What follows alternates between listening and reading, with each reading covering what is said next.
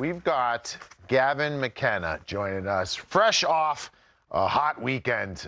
2 games, 2 comeback wins at Arizona State. Can you take us through the emotions? Welcome. How was that weekend for you, experiencing college hockey for the first time? Yeah, it was a lot of fun. I think the environment that we were in, the team we were playing, it was a lot of fun. It was a hard-working team. You know, they had us going into both third periods, but our team stuck with it and came away with some big W's. Back-to-back games. I love that about college, right? You kind of get, especially on the road, you get into it. You go to BU or something, go to UNH, the fans are just giving it to you. Like, your goal was a thing of beauty, but I like how you give it back to them a little bit. How was that crowd? How did they receive you? Obviously a big-ticket, big-name guy in the NCAA. And how much did you just relish in that game winner? Oh yeah, they were giving it to me all weekend. Anytime I touched the puck, I was hearing boos, overrated chants all game, and yeah, I've always been told. My dad told me if you can't take the heat, stay out of the kitchen. So, I wanted to give it back to him. Love that competitiveness. That's the fun part about college hockey, getting after with the fans. But Gavin, I want to ask you, the NCAA CHL transfer rules are pretty new. I think you're the highest profile kid to come from the CHL to the NCAA. What led to that decision? What made you want to come to college hockey, and why Penn State over any other school? I think a big reason was just preparation to hopefully play in the NHL next year. Playing against bigger, stronger, faster guys just gets you more ready for that upcoming year. Makes the transition a little smoother. And I toured Penn State. I had Zoom calls with them and seen what they did at the Frozen Four last year to make it there. And I didn't want to come to a team that wasn't going to be in the running for a national championship. So got my eyes on Penn State, toured here, loved what they had, and yeah, made my decision pretty easy when I saw it. Well, Gavin, on these, a lot of times we like to kind of go back in time, learn a little bit about maybe your childhood upbringing as far as playing the game. Says you're a Blackhawks fan. I think you've talked about that before. Can you maybe just speak on who you watched, like the Blackhawks, maybe certain players? Just talk about falling in love with the game. What did it look like? Are you pond hockey? Was it knee hockey, like just as a kid?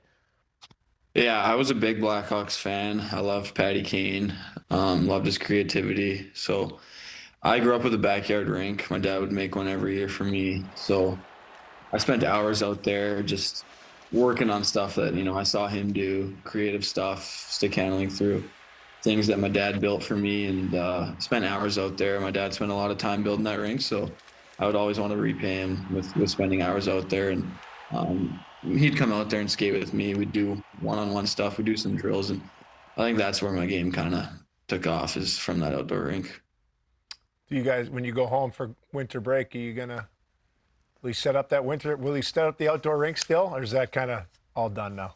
No, my dad, he still sets it up. My sister plays hockey, so she's still at home, and she's out there using it. So hopefully it'll be there when I'm home. You mentioned you're a Hawks fan, and we've got some information that you have a relationship with Connor Bedard. Is that a close relationship? Do you still check in with him? What have you learned from him and his, first overall pick, his first couple of years in the NHL? Has he offered any insights to what you might be looking forward to in the future? For sure. I think I've texted him a few times.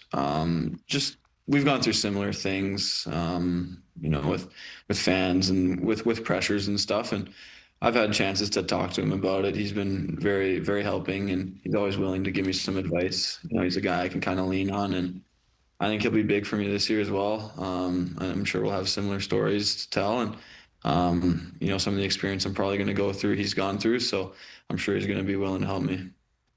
Speaking of good streaks and bad streaks, your time in Medicine Hat, video game numbers, almost 2 points per game.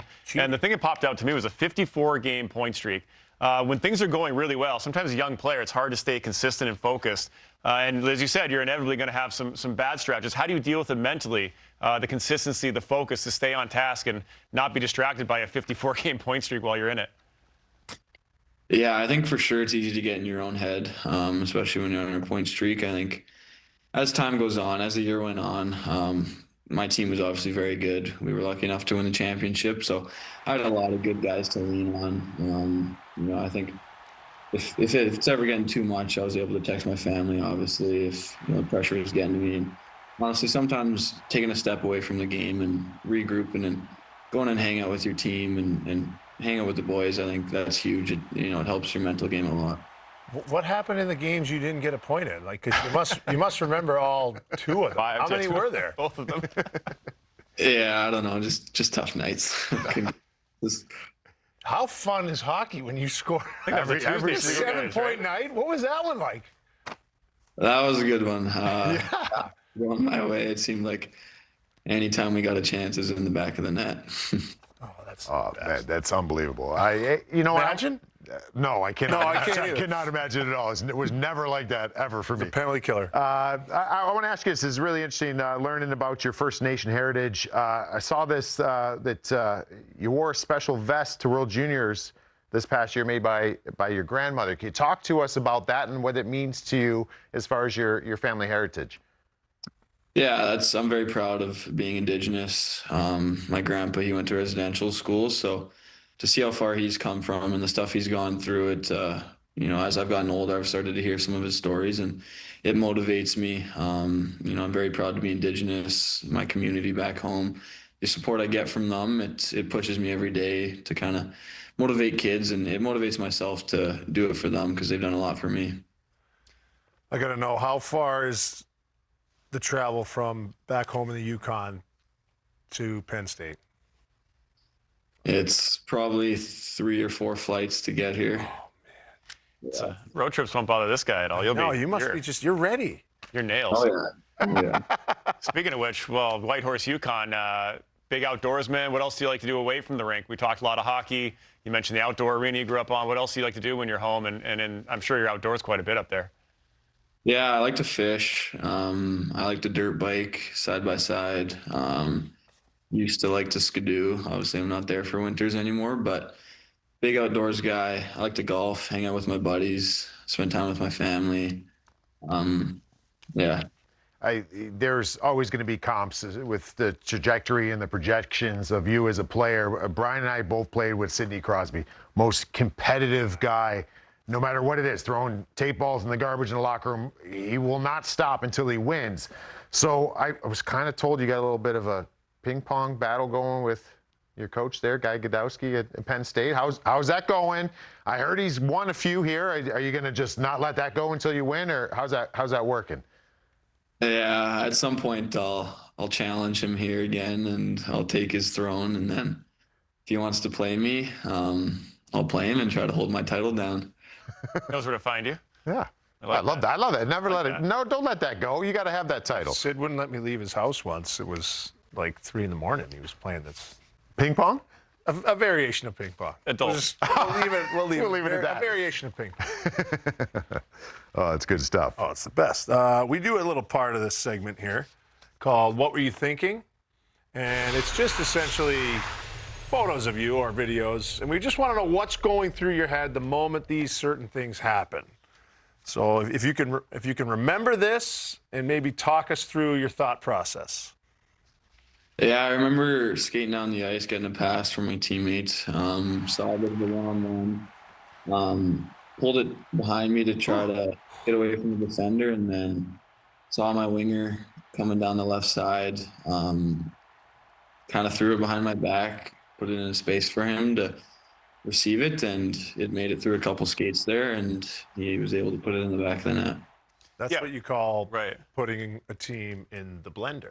In the blender, yeah. That's the blender. When he says That's he the saw blender. his teammate, I assume he means he sensed him, because I don't know how you ever saw that guy coming down the side there. 4 guys around you. Yeah, that was unbelievable. All right, how about another one here? We got another little play if you can recall. I'm sure you remember a lot of these, but what were you thinking here? Yeah, received a pass on the penalty kill. Saw again I had a bit of a one-on-one with the defender. Decided to toe drag him, get him moving, and then he spun the wrong way and spin him back the other way. And saw shots and picked my spot, high glove. Yeah, what do we call that, Gavin? We call that what? Put them in the blender. Put them in the blender. I was going to say the oopsie doopsie whoopsie poopsie from Oh, college. but that one works too. That does work. That works too. Boys, let me chime in here because I don't know what any of those are. But me as a player, I respect the heck out of this. Sorry to bring this up, dude. You're a great hockey player, but what were you thinking here? You had this play. I like I like showing a little squirreliness once in a while. Hey, you know what, man? You got to buy yourself some space out Shouldn't have there. been standing there. Right. Take us through what's going on in that play. Yeah, I think us and Edmonton had a bit of a rivalry.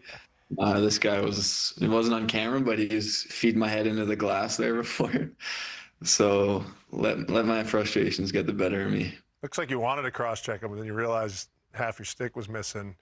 We got some intel. This gentleman's playing at University of Massachusetts at Lowell. Yeah.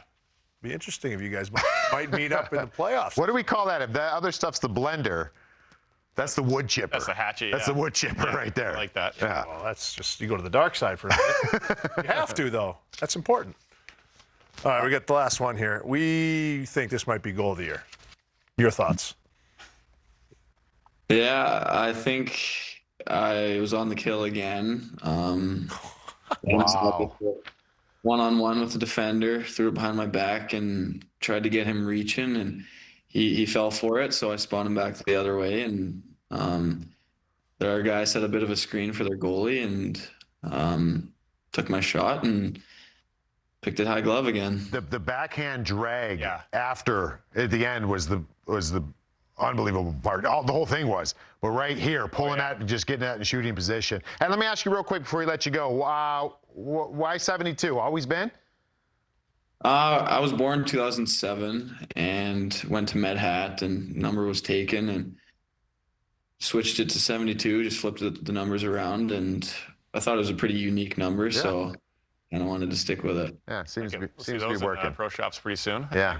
Hey, Keep it. absolutely. Hey, enjoy your time at Penn State there, man. We will be. We were College is talking the about best. making a trek out there to come watch you College is play. the best.